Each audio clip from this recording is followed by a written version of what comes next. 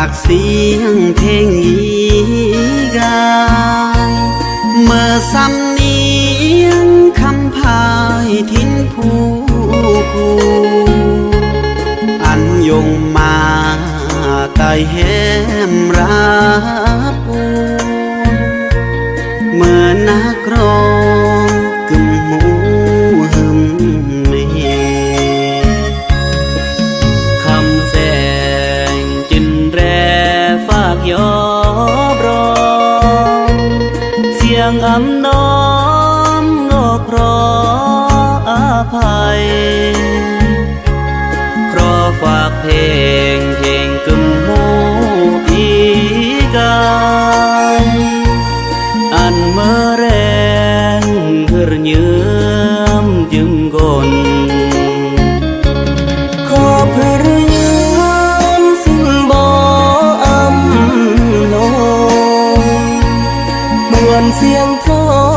งคำสอนบุญลาสีแต่งอันอีอาผลงานเพลงดีเมื่อบทเพลงเหียนจากคือเยือีเมื่อเสียงเด็กคำสาวฉันตาระวายไกวอนแฟนเพลงรอฟ้าครเยื่อมโยบรมเสียงเพลง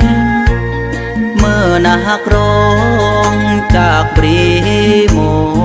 กยง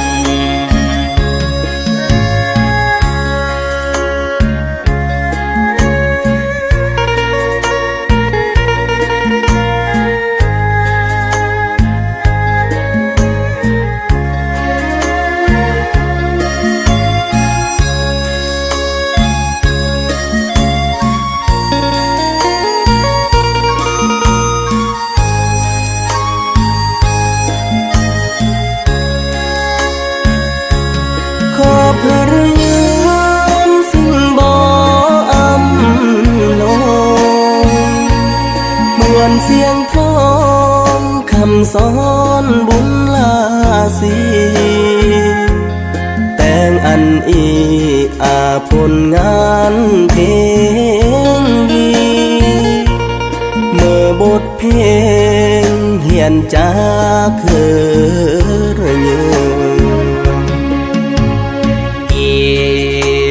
เสียงเด็กคำสาวฉันตาระวายไกวอนแฟนเพลงรอฟ้าครเยื่อมโยบรมเสียงเพลงเมื่อนักร้องจากปรีโมกยง